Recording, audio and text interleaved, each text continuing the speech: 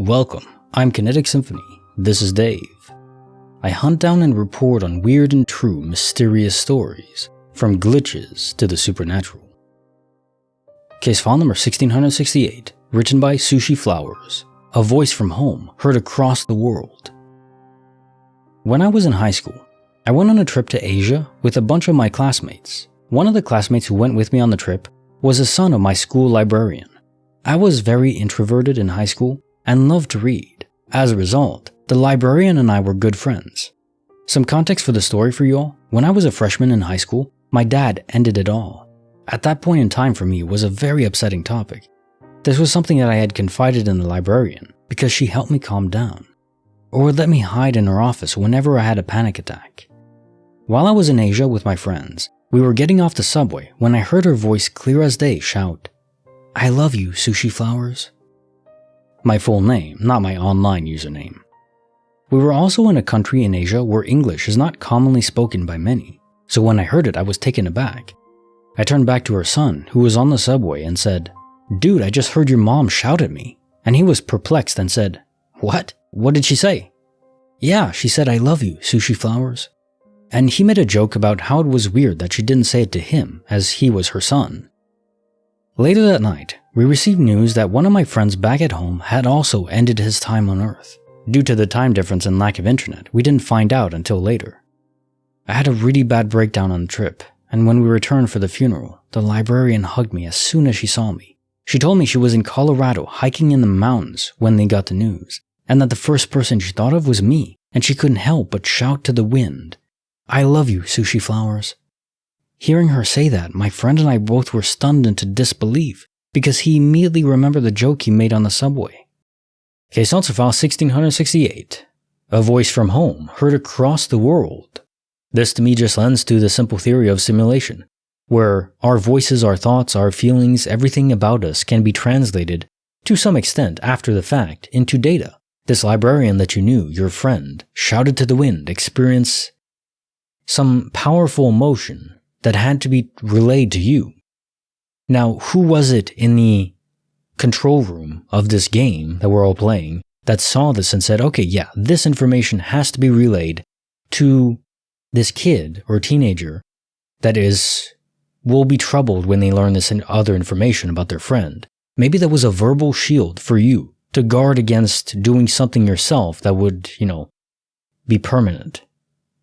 I like to think it was sort of a guardian angel action. Even though it was just your real-life friend helping you, it was enabled by someone from up above, in a certain sense. Maybe just a dude working, 9 to 5 in the real world, who knows? Why can't that be a guardian angel? We can be guardian angels for ourselves. It doesn't have to be mystical. To me, that is even more profound. Case answer file 1669, written by alainamazingbetch. The extra bedsheet puzzle. I took my freshly washed bedding from the dryer to my bed to put fresh linens on my bed. I threw the wad of sheets on the bed. I stepped back from the bed and I tripped on a white fitted sheet behind me. I'm like, that's weird. I don't remember this fitted sheet falling out from the pile from my hands onto the floor. I go to the pile that's already on the bed, and there's a white fitted sheet in the pile already. It's in with all the other pillowcases and everything like I remembered. Nothing had fallen from my hands. So how did this extra white fitted sheet get onto the floor behind me? There's already a fitted sheet in with the pile of bedding. I never pulled any additional bedding out. The bedding went from wash to dry, then back to my room to go back on the mattress, and nothing additional was ever out. The fitted sheet from the dryer is on the bed, so where did this extra fitted sheet come from? I step back and it's just there, inexplicably.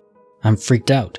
There was nothing on the floor of my room when I walked in to put the fresh linens on my bed. There is no reason an extra fitted sheet would be existing in my room. I only had one fitted sheet in my house. Extremely weirded out, and I have no idea how this happened or what is going on.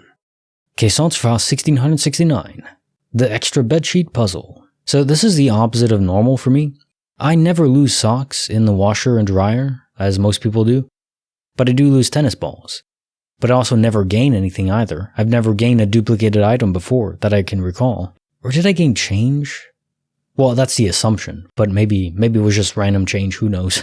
But to the glitch, it's just a duplication event, which is pretty common, or common as far as these stories go. It still doesn't happen very often to most people. Plenty of people go their whole lives never knowingly experiencing a glitch like this, even though they're the more common of glitch types. But in a nutshell, the multiverse is plenty, and universes borrow and steal from each other all the time. It's not clear why the specific items are chosen, or if they're just random, but that's pretty much what happens. I'm pretty confident in saying that. Just multiverse shenanigans.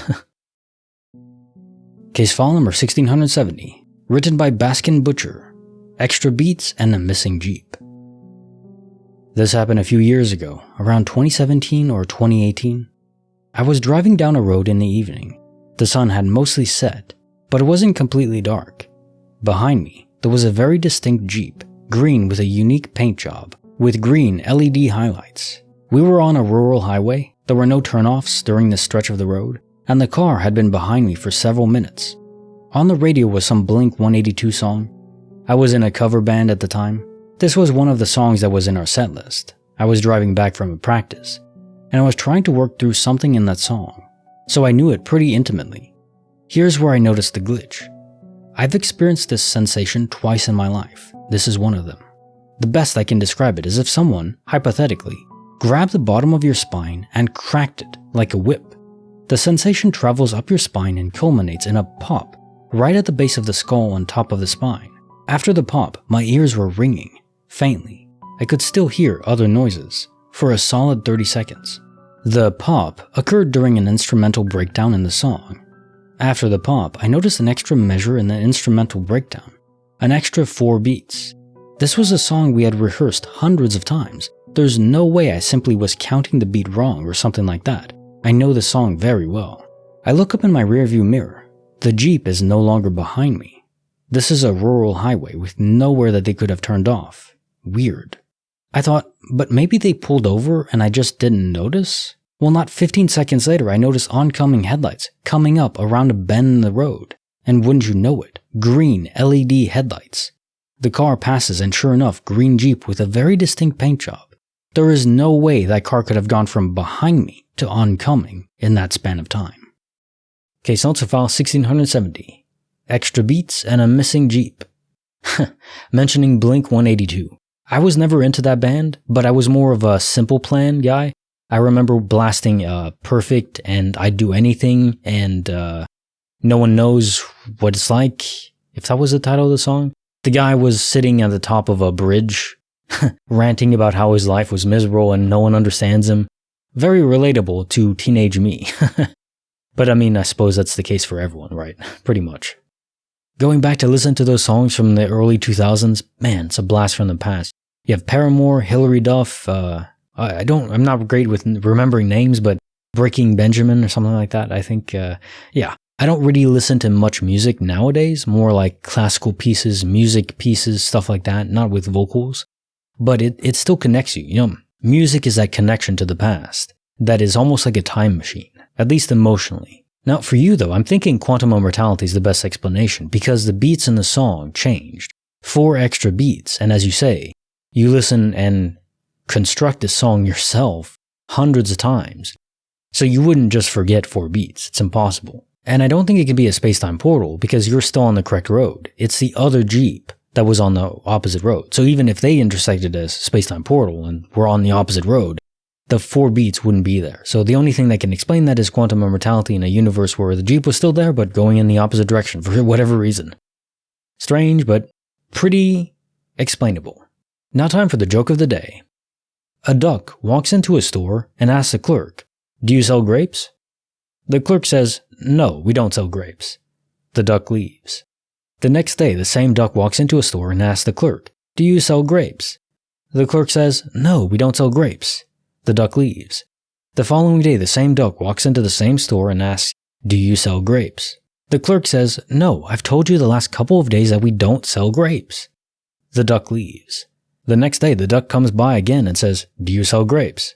The clerk angrily says, "Look, I've told you all week that we don't sell grapes. If you come in here again and ask if we sell grapes, I'm going to nail your feet to the floor." The duck leaves. The duck comes in again the next day and says to the clerk, "Do you have any nails?" The clerk says, "No, we don't have any nails."